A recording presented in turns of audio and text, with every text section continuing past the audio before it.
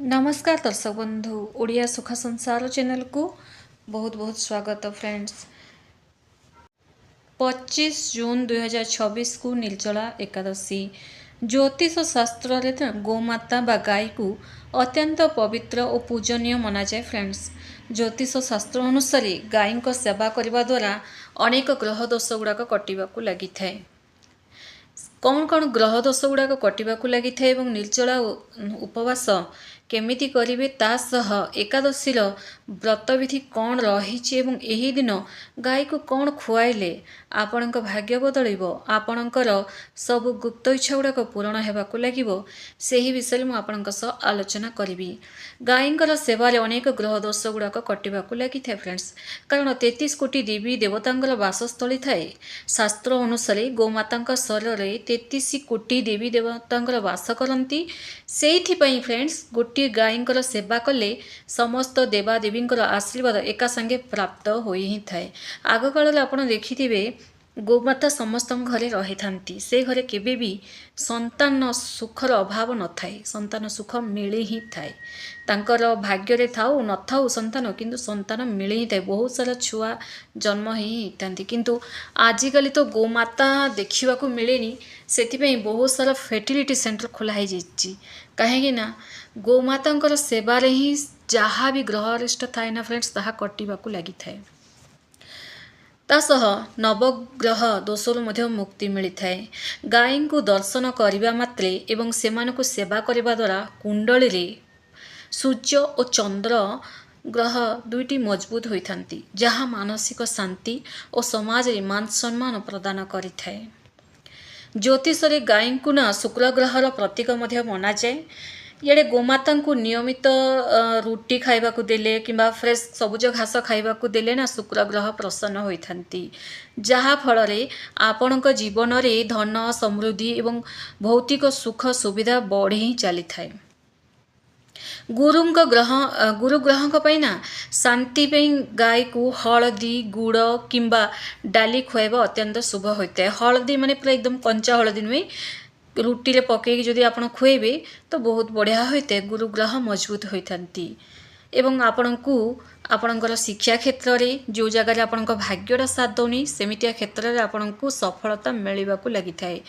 जदि आपण शनि राहु केतु ये तीन ग्रहर नेगेटिव प्रभाव रे पीड़ित अछंती तो कला रंगर गायर सेवा करंतु एवं शनि 7.5 आपणकर ढैया भी हो किंबा राहु केतुंगर प्रभाव रो आपणकू मुक्ति मिलवाकू लगी थाए। आउ कला गाईर यूरिनटा घरे छिंचण कले घरे जो भूत प्रेतर नकारात्मक एनर्जी जो जहाँ भी थाए ना ताहा दूर होगाकू लगी थाए। आपण उपरे के अभिशाप मध्य देइथिले ना, जदि आपण घरे गाईर यूरिन जदि छिंचण करिवे कला गाईर मन रखंतु किंबा निज उपरे मध्य छिंचण करिवे, विश्वास करंतु फ्रेंड्स आपणकर सबु अभिशाप खंडन हो जिवो, जो द्वारा आपण से अभिशाप माध्यम रे बांधी ही जो रही ना आगू बढ़ी पारती से सब खंडन हेले ही आपण आगू बढ़ी पारे। देखंतु गोमातांकर पृष्ठ भागरे सूर्य केतु नाड़ी थाए, से गायंकर पिठिले जदि आपण हाथ बुलाई आशीर्वाद नेबा द्वारा सकारात्मक शक्ति वृद्धि पाई थाए। गाय को बहु जने आउसी थांती, आउसीबा कथा मध्य जो द्वारा सबु देवी देवतांकर वास थाए फ्रेंड्स एवं माता लक्ष्मींकर कृपार आकस्मिक धनर प्राप्ति होता है। जो घरे गाय रही थांती ना फ्रेंड्स गायंकर पाद पड़ी थाए घर प्रतिष्ठा बेले देखिए गाय भीतर को प्रवेश करी थांती, गाय बाछुरी करे ही थांती नुआ ग्रह माने घर प्रतिष्ठा बेलू तो पाद पड़ा निहाती आवश्यक। से ही स्थान रे ना समस्त वायु वास्तुदोष गुड़ाक कटिबाकू लगी थाए एवं नकारात्मक शक्ति स्वतः नष्ट हो जाए। जेतिकी माने नुआ घर बनवाक जो अहंकार होती घर परिवार रिलेटिव्स माने सांगसाथी माने टंका पैसा कौटू आणला केमिति आणला से सब नेगेटिव एनर्जी गुड़ाक खत्म हो जाए। पितृदोष बारंबार आपण को माने बहुत नेगेटिव प्रभाव रे आपण को ऊपर पड़ुची, तो अमावास्या किंबा एकादशी मन रखु अमावास्या किंबा एकादशी रे ना गाय को घास रुटी खुआब द्वारा पितृदोष प्रसन्न होती ଏବଂ ନିର୍ଜଳା ଏକାଦଶୀ ଦିନ କ'ଣ କରିବା ଉଚିତ ତାହା ମଧ୍ୟ ମୁଁ ଆପଣଙ୍କୁ ଜଣାଉଛି ଏହି ଭିଡ଼ିଓରେ। ତ ଯେଉଁମାନେ ବି ଆମ ଓଡ଼ିଆ ସୁଖ ସଂସାର ଚ୍ୟାନେଲକୁ ନୂଆ କରି ଆସିଛନ୍ତି ଫ୍ରେଣ୍ଡସ୍, ଚ୍ୟାନେଲଟିକୁ ସବସ୍କ୍ରାଇବ୍ କରନ୍ତୁ। ଭିଡ଼ିଓ ଯଦି ଆପଣଙ୍କୁ ପସନ୍ଦ ଆସିଥାଏ ଗୋଟେ ଲାଇକ୍ଟେ ନିଶ୍ଚୟ କରିଦିଅନ୍ତୁ। ଦେଖନ୍ତୁ, ଆପଣ ଯଦି ଆପଣଙ୍କ ଜୀବନରେ ଧନ ସୁଖ ସୌଭାଗ୍ୟ ଗୋଟେ ଭଲ ଘର ଗାଡ଼ି ଚାହୁଁଛନ୍ତି ନା, ଆପଣଙ୍କ ଜୀବନର ଦରିଦ୍ରତାକୁ ହିଁ ଦୂର କରିବାକୁ ଚାହୁଁଛନ୍ତି, ଯଦି ଆପଣ ନିଜର ଏକ ସୁନ୍ଦର ଘର ଗାଡ଼ି ସ୍ୱପ୍ନ ଆଜି ଯାଏଁ ଦେଖୁଛନ୍ତି, ତେବେ ଏହି ଯେଉଁ ପବିତ୍ର ଦିନରେ ନା କରାଯାଉଥିବା ଗୋଟେ ଗୁପ୍ତ ଉପାୟ ଆପଣଙ୍କ ଭାଗ୍ୟକୁ ସମ୍ପୂର୍ଣ୍ଣ ରୂପେ ବଦଳେଇକି ହିଁ ରଖିଦେବ ଫ୍ରେଣ୍ଡସ୍। ନିର୍ଜଳା ଏକାଦଶୀର ସଠିକ୍ ସମୟ କ'ଣ ଏବଂ ଶୁଭ ମୁହୂର୍ତ୍ତ କ'ଣ? ଦେଖନ୍ତୁ, ଏହାର ପୌରାଣିକ ମହତ୍ତ୍ୱ କ'ଣ? ଆଜି ଦିନ ଆପଣ ନିଜର ଦିନଚର୍ଯ୍ୟାଟା କେମିତି କରିବେ, ବ୍ରତ ବିଧି କିପରି ରଖିବେ, ଏହା ସବୁଠାରୁ ଗୁରୁତ୍ୱପୂର୍ଣ୍ଣ କଥା ରହିଛି ଫ୍ରେଣ୍ଡସ୍। ଦେଖନ୍ତୁ ଫ୍ରେଣ୍ଡସ୍, ଏବଂ ତା ସହ ଗାଈକୁ କ'ଣ ଖୁଆଇବେ ତାହା ମଧ୍ୟ ମୁଁ ଆପଣଙ୍କୁ ଜଣେଇବି। 2026 ଯେଉଁ ମସିହାରେ ଯେଉଁ ନିର୍ଜଳା ଏକାଦଶୀ ନା ଫ୍ରେଣ୍ଡସ୍, ଜ୍ୟେଷ୍ଠ ମାସର ଶୁକ୍ଳପକ୍ଷ ଏକାଦଶୀକୁ ନିର୍ଜଳା ଏକାଦଶୀ କୁହାଯାଏ। ଏହି ବର୍ଷ ଏହି ପବିତ୍ର ତିଥି ଜୁନ୍ ମାସ 25 ତାରିଖରେ ଆସୁଛି। ଏହି ଦିନ ସୂର୍ଯ୍ୟୋଦୟ ଠାରୁ ଆରମ୍ଭ କରି ପରଦିନ ଦ୍ୱାଦଶୀର ସୂର୍ଯ୍ୟୋଦୟ ପର୍ଯ୍ୟନ୍ତ ଜଳ ଗ୍ରହଣ ନ କରି ବ୍ରତ ରଖାଯାଇଥାଏ ଫ୍ରେଣ୍ଡସ୍। ଏବଂ ଯେଉଁମାନେ ରଖିପାରୁନାହାନ୍ତି ସେଟା ଅଲଗା କଥା, ଗୋଟେ ଗୁପ୍ତ ମନସ୍କାମନା ରଖି ଯଦି ଆପଣ ଏହି ବ୍ରତ ରଖିବେ ନା, ବିଶ୍ୱାସ କରନ୍ତୁ ଫ୍ରେଣ୍ଡସ୍, ଆପଣଙ୍କର ସେହି ଇଚ୍ଛାଟା ପୂରଣ ହେବ ହିଁ ହେବ।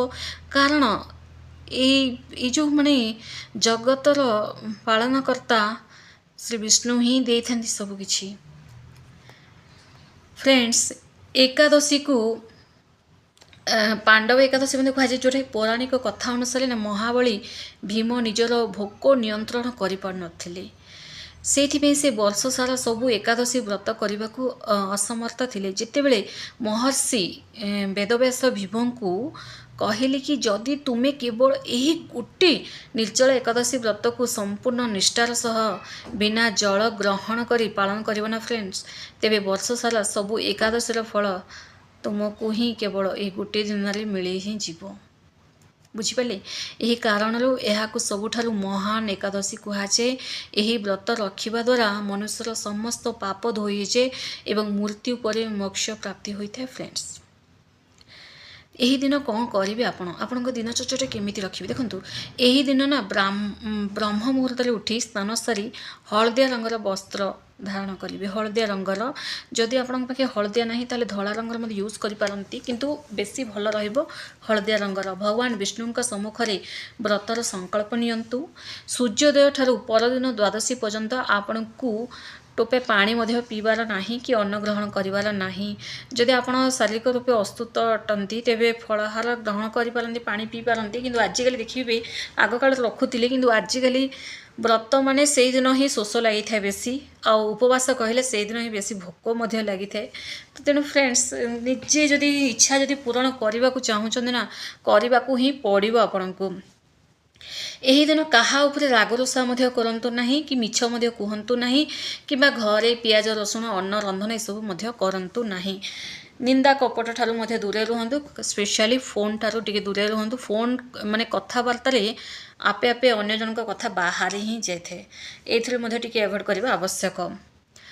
ଫ୍ରେଣ୍ଡସ୍, ଏହି ଦିନ ଆପଣ ଏକ ସତେଜ ସବୁଜ ଘାସ ଗାଈକୁ ଯଦି ଖାଇବାକୁ ଦେବେ, କିମ୍ବା ଗୋଟେ ରୁଟି, ସେହି ରୁଟିରେ ଗୋଟେ ପେଡ଼ାଟେ ନିଅନ୍ତୁ ଏବଂ ପ୍ରସ୍ତୁତ କରନ୍ତୁ। ସେଥିରେ ଅଳ୍ପ ଟିକେ ଗୁଡ଼ ଟିକେ ମିଶାନ୍ତୁ ଏବଂ ବତୁରା ଯାଇଥିବା ଚଣା ଡାଲି, ହଳଦିଆ କଲର୍ ଚଣା ଡାଲି ଏବଂ ଅଳ୍ପ ଟିକେ ହଳଦୀ ଗୁଣ୍ଡ ରଖନ୍ତୁ ଏବଂ ଗୋଟେ ରୁଟିଟେ ବନେଇ ଦିଅନ୍ତୁ। ଏହା ଗାଈକୁ ଖାଇବାକୁ ଦିଅନ୍ତୁ ଏବଂ ତାଙ୍କର ମୁଣ୍ଡରେ ଆଉଁସନ୍ତୁ, ତାଙ୍କ ପିଠିରେ ଆଉଁସନ୍ତୁ ଏବଂ ତା ସହ ଏହା ଯଦି ଆପଣଙ୍କ ଦ୍ୱାରା ସମ୍ଭବ ହେଉଛି ତାହେଲେ ମିଠା କ୍ଷୀରି ମଧ୍ୟ ପ୍ରସ୍ତୁତ କରି ଗାଈକୁ ଖାଇବାକୁ ଦିଅନ୍ତୁ। ଏହା କେମିତି ଖୁଆଇବେ ତାହା ମଧ୍ୟ ଜାଣନ୍ତୁ। ବହୁ ଜଣ ଏମିତି ରାସ୍ତାରେ ରଖିଦିଅନ୍ତି, ଇଆଡ଼େ ସିଆଡ଼େ ରଖିଦିଅନ୍ତି, ସେହି ଭୁଲ କରନ୍ତୁ ନାହିଁ ଫ୍ରେଣ୍ଡସ୍। ଆପଣ ନିଜ ହାତରେ ଗୋମାତାଙ୍କୁ ଏହି ଜିନିଷ ଖୁଆଇବା ସହ ତାଙ୍କ କପାଳକୁ ସ୍ପର୍ଶ କରି ଆଉଁସନ୍ତୁ ଫ୍ରେଣ୍ଡସ୍। ଆପଣଙ୍କର ଯାହା ବି ମନସ୍କାମନା ଅଛି ନା, ସେହି ଗାଈଙ୍କୁ କୁହନ୍ତୁ। ରଡ଼ି ରଡ଼ି କହିବା ଆବଶ୍ୟକ ନାହିଁ, ଆପଣ ଆରାମସେ ଧୀରେ ସେ ମଧ୍ୟ କୁହନ୍ତୁ, ମନ ମନରେ କୁହନ୍ତୁ। ଯଦି ଆପଣ ନିଜର ଘର ଗାଡ଼ି କିମ୍ବା ବ୍ୟବସାୟରେ ଉନ୍ନତି, ବିଦ୍ୟା ଚାହୁଁଛନ୍ତି, ଗୋଟେ ସନ୍ତାନ ଚାହୁଁଛନ୍ତି, କିମ୍ବା ଯାହା ବି ଆପଣଙ୍କର ୱିଶ୍ ଅଛି, ବିବାହ ଚାହୁଁଛନ୍ତି, ତେବେ ଗୋମାତାଙ୍କର ଆଶୀର୍ବାଦରୁ ଆପଣଙ୍କ ଦୁର୍ଭାଗ୍ୟ ସୌଭାଗ୍ୟରେ ବଦଳିଯିବ ଫ୍ରେଣ୍ଡସ୍, ଏବଂ ଘରକୁ ଧନର ଆଗମନ ହେବାକୁ ଲାଗିବ।